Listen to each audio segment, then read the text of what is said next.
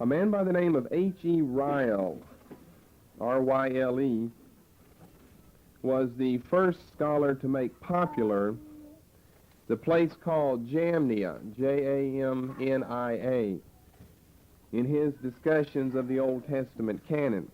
Now, he was more of the liberal persuasion, so it wasn't just discussions like we are involved in of the Old Testament canon, but in particular discussions of when these Old Testament books were officially made canonical.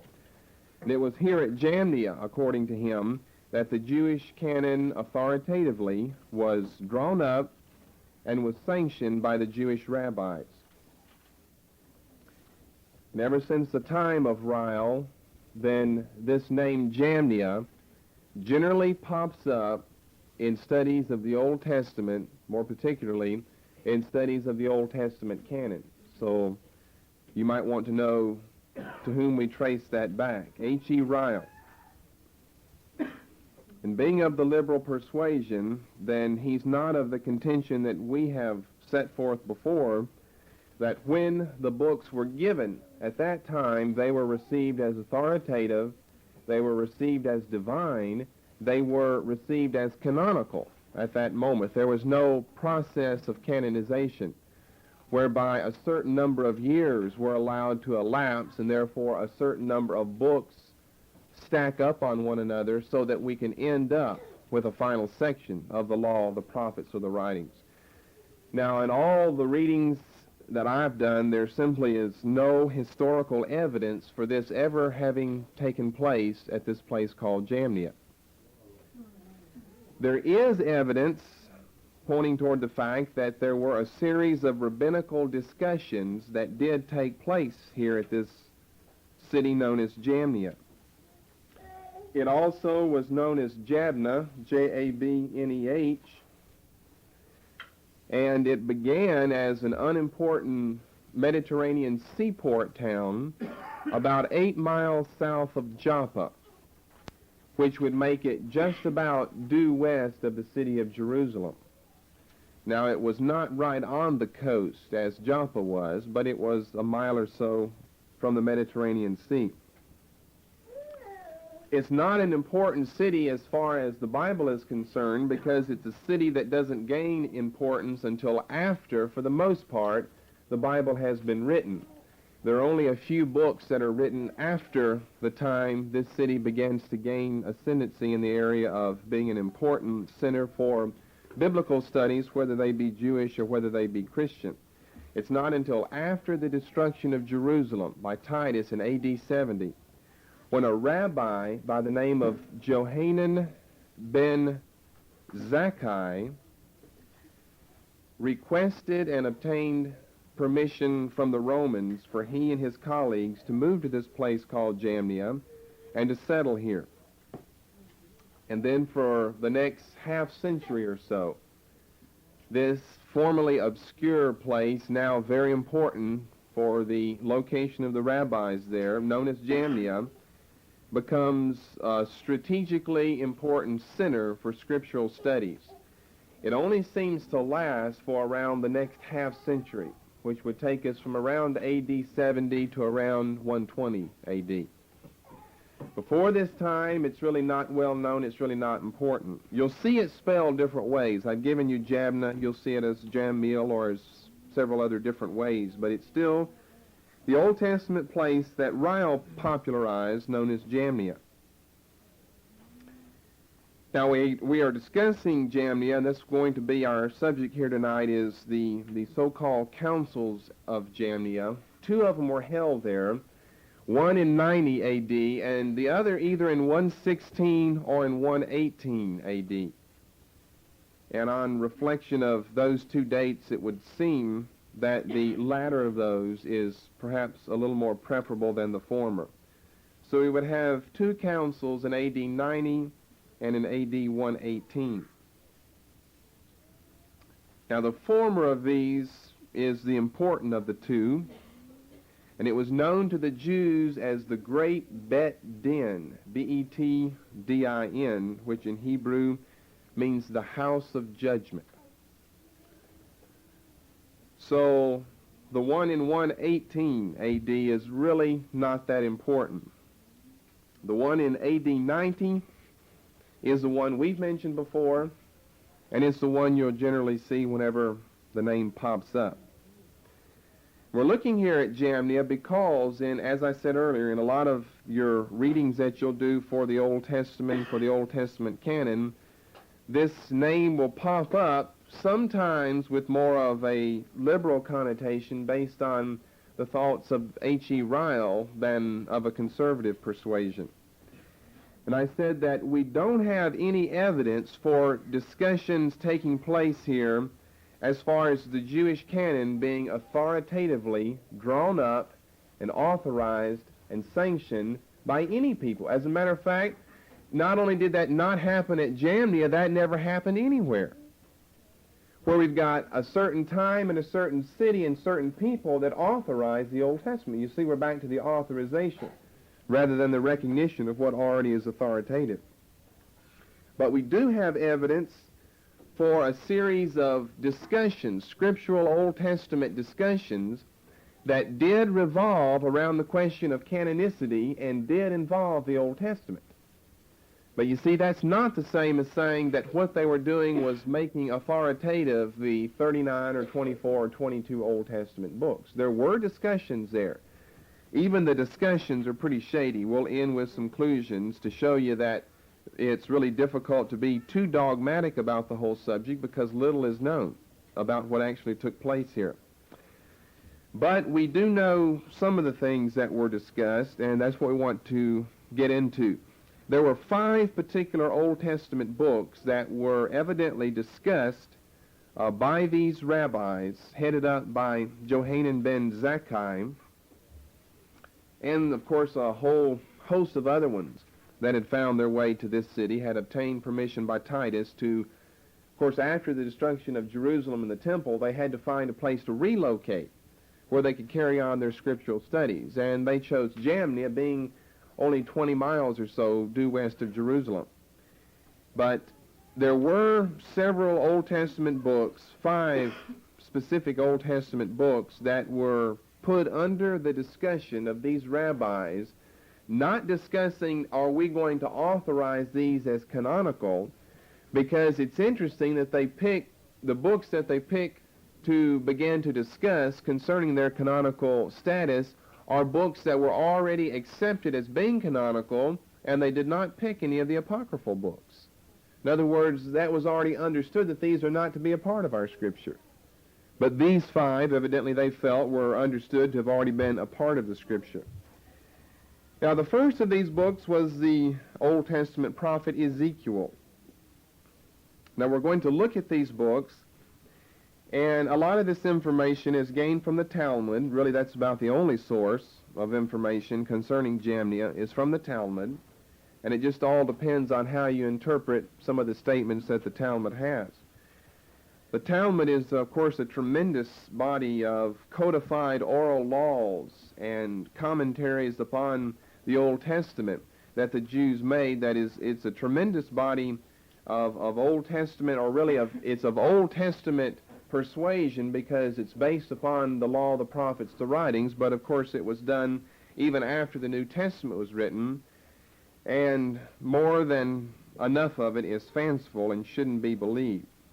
And even those parts that should be believed, you have to interpret correctly. We're going to come to a phrase later on tonight that the Talmud records as the defiling of one's hands. And what exactly does a phrase like that mean? Since the Talmud generally doesn't go into a lot of detail on telling you what they mean by what they say. I mean, it was understood by those of that day what the defiling of the hands meant. Now, for us today, is that something positive or negative? I mean, defiling of the hands sounds like something negative. But yet the Talmud ends up saying that every Old Testament book defiles the hands. So that would evidently point to the fact that they meant something positive by this phrase, the defiling of the hands, if every Old Testament book did that to one's hands. But we'll get to that in a moment. We're going to start with Ezekiel. Now, they, of course, didn't question the law of Moses. They didn't question the vast majority of these books, but enough of them were discussed so that it's become an issue, So that people like Ryle and so that other liberals that have followed him have told us that at Jamnia is when they pass a final Jewish canon law on telling us now what is Jewish scripture and what is not. Now we do have some final things that are wrapped up here by the rabbis, but it was already understood and accepted by the pious people in Israel for hundreds of years prior to this time.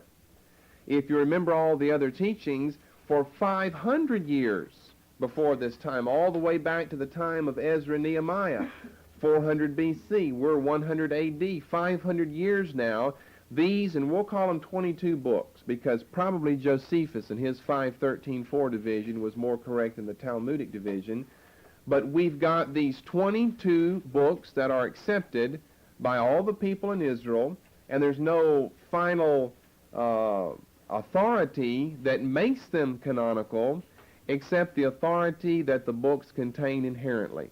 And that wasn't recognized 400 BC. It was recognized whenever someone who was spiritual read the book. Now, there were two essential reasons why the prophecy of Ezekiel was questioned. I said that we've got historical evidence for a series of rabbinical discussions that are going on in Jamnia in the great Bet Din, the House of Judgment in Jamnia in AD 90. And these discussions in the first place concerned the book of Ezekiel, and in the first place for the following reason. That was, based upon chapter 1, they simply could not understand the bizarre imagery of the chariot vision. Now, because this seemed so apocalyptic in nature, and therefore beyond the understanding of the rabbis, then to them, now we're talking AD 100, not Ezra Nehemiah. Ezra Nehemiah evidently didn't have any problem with Ezekiel 1. But to them, it raised a question in their mind about the validity of the book of Ezekiel. Now I think if you'll turn over to Ezekiel 1, in verse 4, we have the beginning. Now the first 3 verses are no problem. Here we just have a recording of the call of Ezekiel and around when he's called, what time he's called. But from 4 to the end of the chapter now, we have this bizarre imagery of what's known as the chariot vision of Ezekiel. And I looked, and behold, a whirlwind came out of the north, a great cloud and a fire enfolding itself, and brightness was about it, and out of the midst thereof as the color of amber out of the midst of the fire. Also out of the midst thereof came the likeness of 4 living creatures. And this was their appearance. They had the likeness of a man. And everyone had 4 faces, and everyone had 4 wings. And their feet were straight feet, and the sole of their feet was like the sole of a calf's foot, and they sparkle like the color of burnished brass. You see, you haven't come across anything like this in the Old Testament before. And they had the hands of a man under their wings on their 4 sides, and they 4 had their faces and their wings. Their wings were joined one to another. They turned not when they went every one straight forward. As for the likeness of their faces, they 4 had the face of a man and the face of a lion on the right side. They 4 had the face of an ox on the left side. They 4 also had the face of an eagle. Thus were their faces, and their wings were stretched upward. 2 wings of every one were joined one to another, and 2 covered their bodies. And they went every one straight forward, whither the Spirit was to go, they went, and they turned not when they went. Now, as I beheld the living creatures, behold, one wheel upon the earth by the living creatures, with his 4 faces. The appearance of the wheels and their work was like the color of a beryl. And they 4 had one likeness, and their appearance and their work was, as it were, a wheel in the middle of a wheel. When they went upon their 4 sides, and they turned not when they went. And as for their rings, they were so high that they were dreadful. And their rings were full of eyes round about them 4. And when the living creatures went, the wheels went by them. And when the living creatures were lifted up from the earth, then the wheels were lifted up. Whithersoever the Spirit was to go, they went, thither was their spirit to go. And the wheels were lifted up over against them. For the spirit of the living creature was in the wheels. And of course, he just goes on and on. It gets more bizarre as you go along because you end up with the wheels supporting some platform and something sitting up on top of the platform. And to the rabbis, this was a little bit too fanciful because after all, it's without precedent in the Old Testament to find a wheel within a wheel. And although we've seen cherubim as early as Genesis 3, we don't see all of these living creatures with different faces and wings and hands of men that stick out from under their wings. A little bit strange.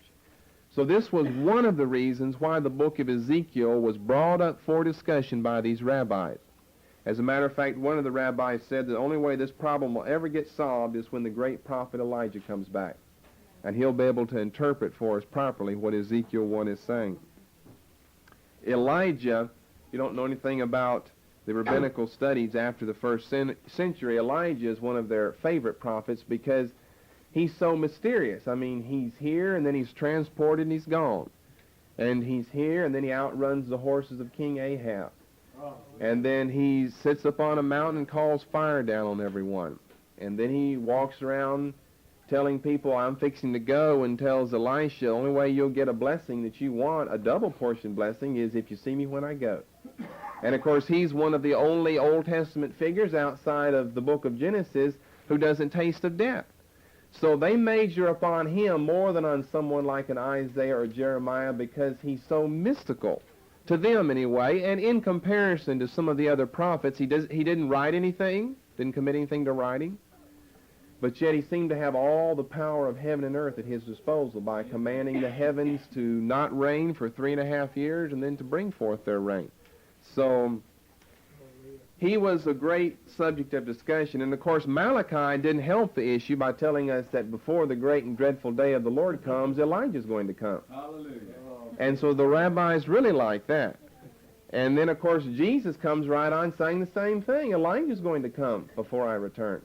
Not that the rabbis believed anything in the New Testament or what Jesus said, but they did believe what Malachi said.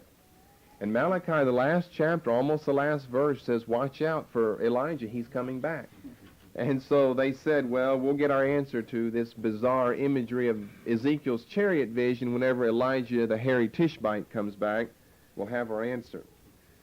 Then a second reason for the book of Ezekiel being brought up for discussion was the supposed irreconcilability between the last 9 chapters of Ezekiel and the Mosaic prescription contained in the Pentateuch for liturgical worship.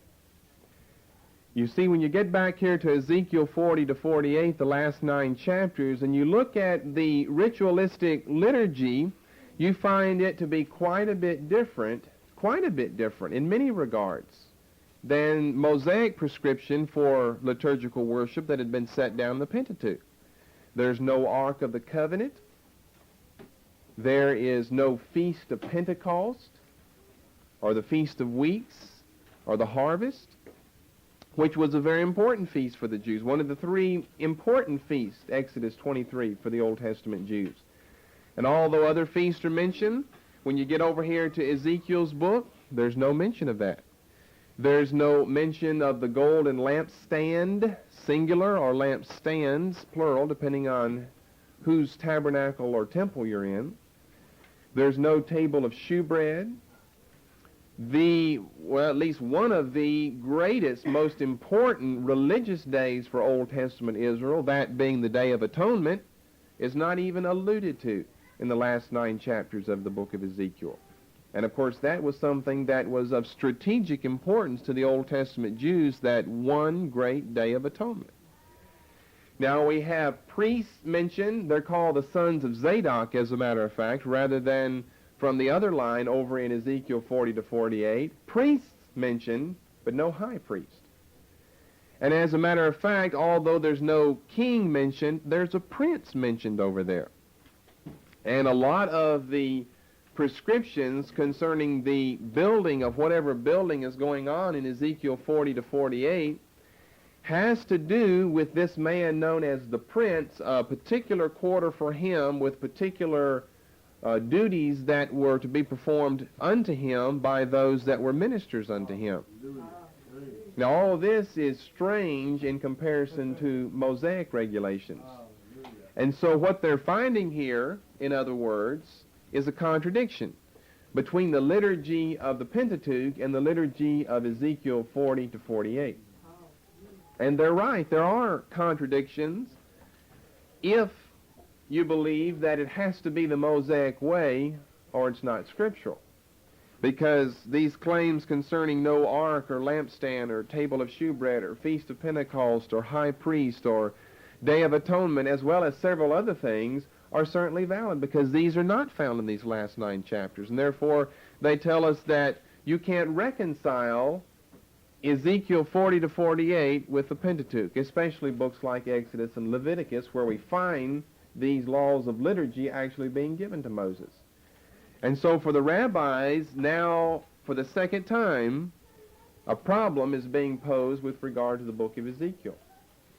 There was one rabbi by the name of Hananiah ben Hezekiah who had to ask for 300 measures of oil because he said it would take him so many days and nights to reconcile the law of Moses with the law of Ezekiel. Measures of oil, in other words, being for the lamps because they're going to burn the midnight oil so many nights. And you find that in the Talmud that Hananiah ben Hezekiah asked for 300 measures of oil because he said he had pupils coming to him asking him, now, what exactly is Ezekiel talking about here? He talks about all these tribes and the land being redivided and the allotment to different tribes, and we've got a temple being built here. We've got new liturgical laws and new ceremonies and new people officiating at these ceremonies being mentioned, and that's not in line with the Old Testament Mosaic laws that we've been taught from childhood on up. So Hananiah ben Hezekiah said he had to ask for 300 measures of oil in order to have enough to last as many nights and days as it would take to adequately explain Ezekiel 40 to 48 and reconcile it with Moses' law. Now, he never did. He never was able to reconcile it, but they did spend a lot of time doing that. Now, here under Ezekiel, a final note that I can make is that another line of Jewish tradition points to the fact that questions regarding the book of Ezekiel may have been settled as early as 66 A.D. rather than continuing all the way until 90 A.D.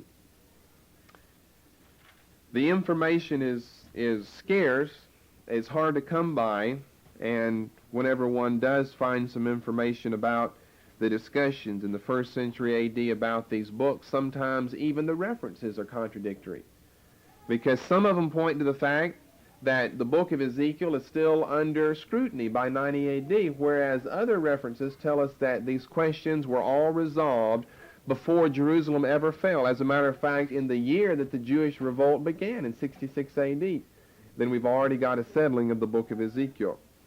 Now, a second book that was discussed was the book of Ecclesiastes. And it was discussed for 3 different reasons. In the first place, what they call the hopeless pessimism of the book. Ecclesiastes chapter 2, verses 1 through 11. Ecclesiastes 2, 1 through 11, the hopeless pessimism. He's a pessimist who sees no beauty in life, doesn't even see life worthwhile living. The writer says, I said in mine heart, go to now, I will prove thee with myrrh, therefore enjoy pleasure, and behold, this also is vanity. I said of laughter, it is mad. I made me great works, he goes on in verse 4. I builded me houses, I planted me vineyards, I made me gardens and orchards, I planted trees in them of all kind of fruits. I made me pools of water, to water therewith the wood that bringeth forth trees. I got me servants and maidens, and had servants born in my house. Also I had great possessions of great and small cattle, above all that were in Jerusalem before me. I gathered me also silver and gold, and the peculiar treasure of kings and of the provinces. I gat me men singers and women singers, and the delights of the sons of men. The end of that verse we won't get into. It's probably a mistranslation there. So I was great and increased more than all that were before me in Jerusalem. Also my wisdom remained with me. Now it sounds like you ought to be happy about all this because of all that he's accomplished. And whatsoever mine eyes desired, I kept not from them. I withheld not my heart from any joy. For my heart rejoiced in all my labor, and this was my portion of all my labor. Then I looked on all the works that my hands had wrought, and on the labor that I had labored to do. And behold, all was vanity and vexation of spirit, and there was no profit under the sun. An incurable pessimist, so they would say. And then in verses 18 through 23, this doesn't, in other words, to them sound like the Old Testament work ethic. Yea, I hated all my labor which I had taken under the sun, because I should leave it unto the man that shall be after me. And who knoweth whether he shall be a wise man or a fool? You know, if in the grave you'd be upset if it was a fool who inherited all your material substance. Yet shall he have rule over all my labor wherein I have labored, and wherein I have showed myself wise under the sun. This also is vanity. Therefore I went about to cause my heart to despair of all labor which I took under the sun. For there is a man whose labor is in wisdom and in knowledge and in equity. Yet to a man that hath not labored therein shall he leave it for his portion. This also is vanity and a great evil. For what hath man of all his labor, and of the vexation of his heart wherein he hath labored under the sun? For all his days are sorrows, and his travail grief. Yea, his heart taketh not rest in the night. This is also vanity. Can't even get a good night's sleep, he said. Then in the second place, the stated Epicurean doctrine in Ecclesiastes, of which one point was that man's supreme good is to enjoy pleasure and happiness in life. And here, as we'll see later, is part of the contradictory element that we find here in Ecclesiastes according to them. Because we've just seen there in chapter 2, he doesn't enjoy anything at all. Then if you look over in chapter 5, verses 18 and 19, they say this is the spirit of Epicureanism, where man's supreme good and chief end is to have fun in life and enjoy himself. And, of course, the writer of Ecclesiastes does go on to say that, which to some would appear contradictory to chapter 2 and the pessimism. You can only have one or the other. In other words, you can't be a pessimistic Epicurean. They're exclusive terms mutually. Behold, that which I have seen, Ecclesiastes 5:18. It is good and comely for one to eat and to drink, and to enjoy the good of all his labor that he taketh under the sun all the days of his life, which God giveth him, for it is his portion. Every man also to whom God hath given riches and wealth, and hath given him power to eat thereof, and to take his portion, and to rejoice in his labor. Now, rather than saying this is vexation of spirit and vanity, he says this is the gift of God. So they would say this is Epicureanism, that man's chief end is to enjoy the wealth that he has and the items and pleasures that his wealth will purchase for him. The food, the homes, the clothes, simply enjoy whatever it is. You are blessed, in other words, if you not only have these things, but God gives you the power to enjoy them. In other words, you don't die as soon as you accumulate all these things. But God gives you the power to enjoy what you have whenever you obtain it. Then in the third place, a third reason for the discussion of Ecclesiastes was the denial of future life in the book.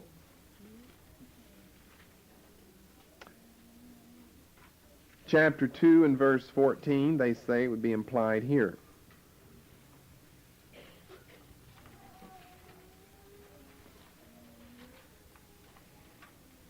The wise man's eyes are in his head, but the fool walketh in darkness. And I myself perceived also that one event happeneth to them all, that event being death. And the implication being that's the end. There's no punishment for the wicked. There's no reward for the righteous. He's talking about the wise man and the fool in verse 14. He said it really doesn't matter whether you're a wise man or a fool. You'll both have to die someday.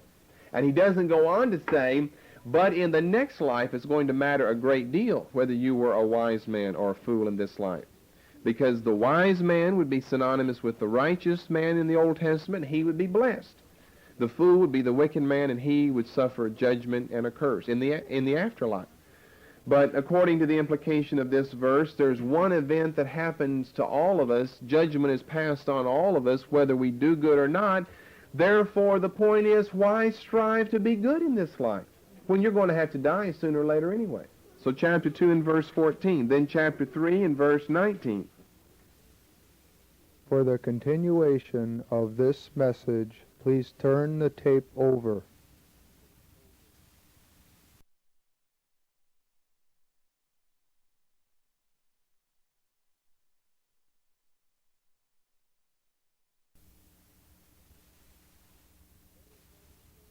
Therefore, the point is, why strive to be good in this life when you're going to have to die sooner or later anyway? So chapter 2 and verse 14, then chapter 3 and verse 19. This gets even worse. For that which befalleth the sons of men befalleth beasts. Now you're no better than a beast, because they all die, and you'll die as well. So that a man hath no preeminence above a beast, for all is vanity. So there'd be no future life. I mean, the animals aren't going to be living in the next life. And he says man has no preeminence over a beast because he's not going to be living either. We all die at the same time. And we're all going to die sooner or later. We die when our time comes to die, and there's nothing you can do about it. Now, Ecclesiastes doesn't teach what the rabbis are saying that it teaches, not in the way that they say that it does. But anyway, they do have some interesting verses. Then in chapter 6, verses 11 and 12. Seeing there be many things that increase vanity, what is man the better? For who knoweth what is good for a man in this life, all the days of his vain life which he spendeth as a shadow? For who can tell a man what shall be after him under the sun? Pessimism, Epicureanism, a denial of the future life. And these were the three reasons why they discussed Ecclesiastes.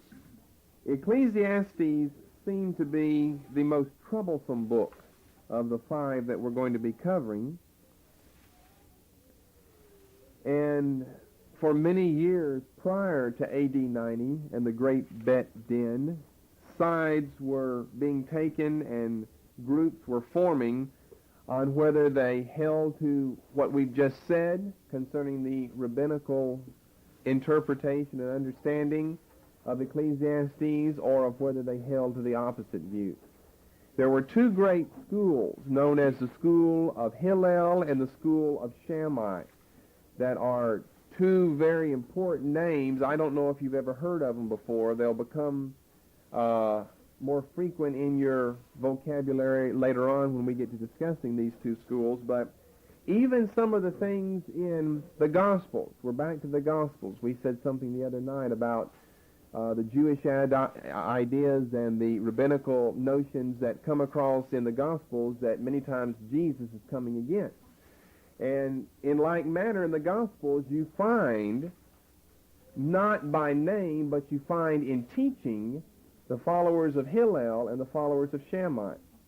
Now, some of the people try mistakenly to make Hillel the father of either the Pharisees and Sadducees, or Sadducees, and Shammai the father of the others. But the Pharisees and Sadducees came along earlier than did Hillel and Shammai. Hillel, I believe, was born around 75 B.C. over in Babylon. And he came back to Jerusalem around 36 B.C. These are guesses from what I remember about Hillel. And soon Hillel became the leader of the Sanhedrin. and Shammai was more or less the vice president of the Sanhedrin. And there became a great discussion between these two men on how to interpret the Old Testament. In other words, you've got the liberals and the conservatives right here among the rabbis. Shammai was a little more conservative. Hillel was the liberal of the two. And right on through, all the way up to when we're talking about now, to Jamnia, you have still these two schools, the school of Hillel and the school of Shammai, where they've got different disciples taking sides about these issues, and they're formed under one of these founding fathers, either Hillel or Shammai. And some of the things the Pharisees and Sadducees are questioning Jesus about have come about due to the influence of Hillel and Shammai, or due to the influence of their teachings by means of their disciples. And we see some things in the Gospels that are along this line. And so they also were involved in this whole discussion concerning Ecclesiastes, but we'll get to saying more about them at another time. Then a third book involved in the discussion was the Song of Solomon. Number one problem with it, obviously, was that it spoke of nothing but natural, physical love. Therefore, why give it entrance into the canon of Scripture?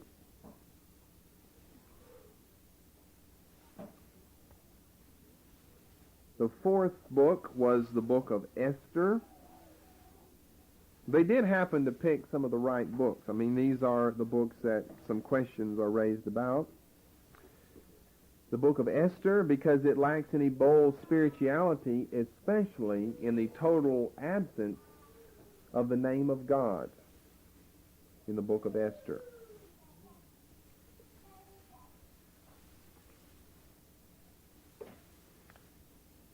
I should have been let you guess the books as we were going along. You want to guess what the last one is? What's the last one that problems would have been brought up about? Well, there could be so many that problems could be brought up about. But one of their favorite ones was the book of Proverbs. Too many little contradictions in Proverbs. And one particular one was in chapter 26, verses 4 and 5. They didn't particularly like Proverbs 26, 4 and 5 because it didn't go along with their view of biblical inerrancy and inspiration. Answer not a fool according to his folly, lest thou also be like unto him. Answer a fool according to his folly, lest he be wise in his own conceit. Answer not and answer. It's not like one's in chapter 1 and one's in chapter 31, and you'd forget by the time you got to the end of the book. They're connected right beside each other. One that says don't answer and one that says do answer a fool according to his folly. So for the rabbis at Jamnia, this was the fifth book. So we've got Ezekiel, Ecclesiastes, the Song of Solomon, the book of Esther, and Proverbs, all of which presented their own peculiar problems to the rabbis and therefore were brought under their discussion. Now, as I mentioned earlier, the whole discussion revolved around the question, which books defile the hands and which books do not? This was a technical, rabbinical Jewish phrase that appears in the Talmud and evidently was used as early as the end of the 1st century A.D., known as the defiling of the hands. It's found in the Talmud, and the first place as far as time that it appears is toward the end of the 1st century A.D. Now, there have been many guesses at what this, remember it's a rabbinical, technical, Old Testament Jewish phrase that's used in canonical studies, but there have been many guesses over just what does this mean, the defiling of the hands. Now to us, uninitiated in rabbinical studies, it would sound like they have reference to something negative here. Defiling of the hands would mean something's defiled, something has gone wrong, something is bad, something is impure or unspiritual. But as I already clued you in earlier, just the reverse is true. The Talmud tells us that all of the books of the Old Testament defile the hands. Therefore, they're good books, evidently, because they do defile the hands. The best guess, and all it is a guess, since the Talmud doesn't tell us what they mean or what the early rabbis meant at the end of the 1st century A.D. by this phrase, the defiling of the hands, is probably found in Leviticus 16 and verse 24. It's very small, it's very slight, it's very minor, but the rabbis were known for doing things like this.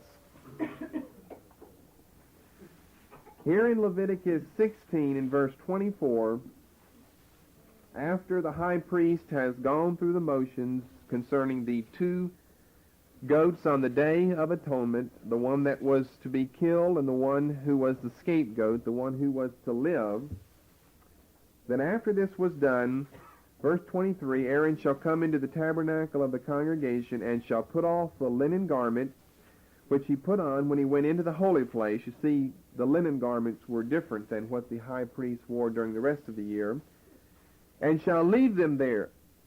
And he shall wash his flesh with water in the holy place. Now there's the important part of the verse.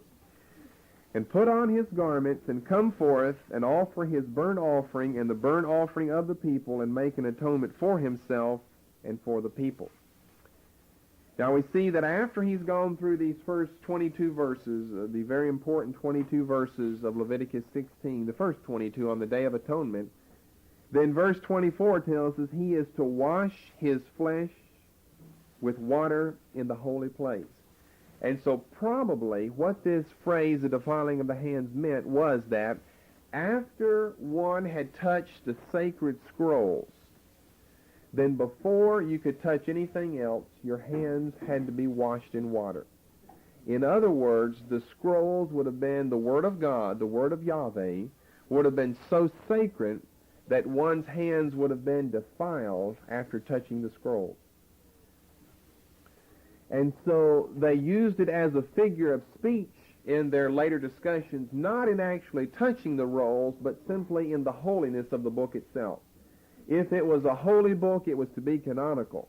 And if it was a canonical book, then it was a book that could be said that would defile one's hands. It was so spiritual that it would put you in a state of uncleanness after you touched it until you washed your hands with water later. Not really of uncleanness, it really would be the reverse, except it's reversed whenever they use it in reference to something good rather than something bad, that you would be too holy to touch anything else. Your hands had been defiled. That's why it's been a little problem to interpret, because you'd think you'd pick a positive word rather than defile. Your hands were blessed or something because you had touched the Holy Scrolls. But anyway, your hands were defiled, and probably that meant that you had touched something so holy, nothing else could be touched afterward until your hands were washed with some pure water. And so this is what the discussion at Jamnia was about. Which books defile the hands and which books do not. And the Talmud tells us that all the books that are in the Old Testament defile the hands. But the Talmud's not important because, remember, it comes after the time of Jamnia. Okay, let me give you some statements based on all of the material that I know to be available about Jamnia, and telling us what we can know and what we can't know, and where we can be dogmatic and where we can't concerning these discussions that the rabbis had. Records concerning Jamnia are so scant and scarce about the actual historicity of the council that one simply can't be dogmatic in either direction concerning what they did do or concerning what they didn't do. In other words, we simply don't have enough information. We don't have whole paragraphs telling us now this is exactly what happened at Jamnia in AD 90. We have a sentence here, and then they expect us to know about Jamnia, and then a sentence later on in another part of the Talmud about Jamnia. And you put them together like a patchwork quilt, and that's what you end up with, a patchwork construction of what did or what didn't take place. Because the information is so scarce, we really can't be dogmatic about what was done or what wasn't done. Unless, of course, they tell us in some minor particular area, now this was our purpose in meeting or this was not our purpose. We can't just assume that something was their purpose or that something was not their purpose. Secondly, we can say, at best, these were probably only informal gatherings of the Jewish doctors and rabbis where the discussions were strictly academic rather than popular. Now, we know this to be true because the rabbis are known for their academic studies. They don't care what anyone else thinks, and no one really cares what they think. The rabbis were a group unto themselves that formulated their own beliefs, and it was an academic belief, not necessarily based upon the popular belief, and not necessarily to be hung over the head of the populace by saying you have to believe now the conclusions that we have come to by means of our discussions here at Jamnia about the Old Testament canon. So at best, it's only an informal gathering. In other words, notices weren't sent out all through the diaspora saying, now this is going to be an official church council, albeit Jewish one, where we're going to tell what should be in the Old Testament or what should not be. It was simply a series of informal gatherings that took place during the year of AD 90 and during the year of AD 118, where they informally discussed these 5 books of Ezekiel, Ecclesiastes, the Song, Esther, and Proverbs. In the third place, as you've already seen by what we said, it's interesting to realize they did not discuss which books should be in the canon, but the possibility of which books should not be in the canon. No attempt was made to include any pseudepigraphal, apocryphal, or otherwise spurious books, which points to the fact right away that these 22 books were already accepted to be the right 22 books. And the rabbis were not trying to get other books in there. They were just discussing some that were already in there to find out whether they really should be left there. And then fourthly, their decisions were certainly not formal or binding. But in conclusion, they were simply the confirmation of the already formed public opinion. By the way, they didn't throw out any of these 5 books. They kept all 5 of them in, which is very important. So their decisions were certainly not formal or binding, but they were a confirmation of the already accepted public popular opinion by the people that they had had for 500 years, since the time of Ezra and Nehemiah and Malachi.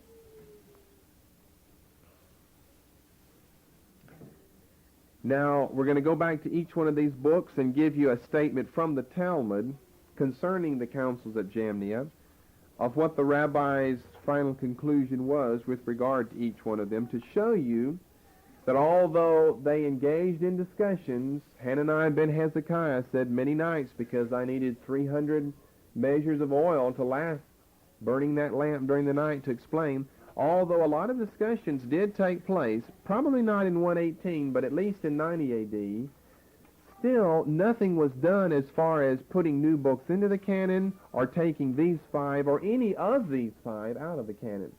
The canon before A.D. 90 was the same as the canon after A.D. 90, and it had been that canon ever since the time of Ezra, Nehemiah, and Malachi, which was our subject last week. Okay, Ezekiel. Now, all these are quotations. They're fairly short, so you might want to get them down. They're from the Talmud. Ezekiel, the beginning and the ending of Ezekiel are involved in obscurities and must not be read by a man under 30. That leaves a lot of people out from reading Ezekiel. The beginning and ending of Ezekiel are involved in obscurities and must not be read by a man under 30. But as you can see, they still kept the book, though. It's just that you had to wait till your 31st birthday before you could begin reading Ezekiel. In other words, lest you go off on some wild tangent about telling us that Moses' law has passed away and now we've got Ezekiel's law. Then Ecclesiastes. The Talmud tells us, quote, "The wise men desired to withdraw the book of Ecclesiastes because its language was often self-contradictory." The wise men desired to withdraw the book of Ecclesiastes because its language was often self-contradictory. Why didn't they? Because the beginning and end of it consist of words of the law. They found enough phrases that sounded like Mosaic law to leave the book alone. The wise men desired to withdraw the book of Ecclesiastes because its language was often self-contradictory. Why didn't they? Because the beginning and the end of it consist of words of the law. So they left Ezekiel alone, they left Ecclesiastes alone.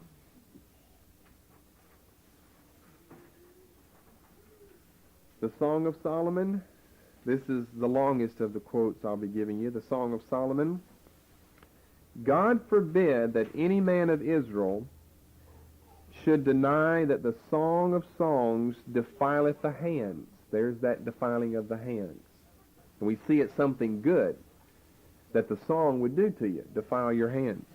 "God forbid that any man of Israel should deny that the Song of Songs defileth the hands. For the whole world is not equal to the day in which the Song of Songs was given to Israel." For the whole world is not equal to the day in which the Song of Songs was given to Israel. For all the Scriptures are holy, but the Song of Songs is the holiest of the holy. Based on the two divisions of the tabernacle and the temple, the holy place and the holiest of all. "God forbid that any man of Israel should deny that the Song of Songs defileth the hands. For the whole world is not equal to the day in which the Song of Songs was given to Israel. For all the Scriptures are holy, but the Song of Songs is the holiest of the holy." So they came to a positive biblical conclusion concerning the Song of Songs as well. The book of Esther, they say, "One has said that Esther does not defile the hands." Are we then to say that Esther was not spoken under the influence of the Holy Spirit? Which means that they felt that it was spoken under his influence. "One has said that Esther does not defile the hands." And then they ask the question, are we then to say that Esther was not spoken under the influence of the Holy Spirit? We see that the majority comes to the right conclusion about these things. He just said there about Esther that one has said that Esther does not defile the hands. And one saying it and someone agreeing with him was enough to bring it up for discussion by the rabbis here at Jamnia. And then concerning the book of Proverbs. Some desired also to withdraw the book of Proverbs because it contained internal contradictions. But the attempt was abandoned. We wish to inquire more deeply. Some desired also to withdraw the book of Proverbs because it contained internal contradictions. But the attempt was abandoned.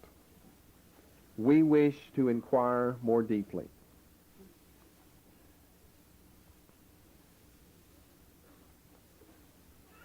So that would be the conclusions of the rabbis at Jamnia on these 5 books: Ezekiel, Ecclesiastes, the Song, Esther, and Proverbs.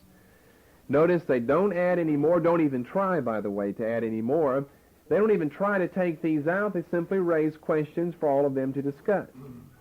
But the canon had already been accepted by the Jews for 500 years prior to this time. It's just that Jamnia is really a historical watershed, because after this, no more discussions about any of the books are made at all concerning their canonicity. They are accepted afterward without any discussions.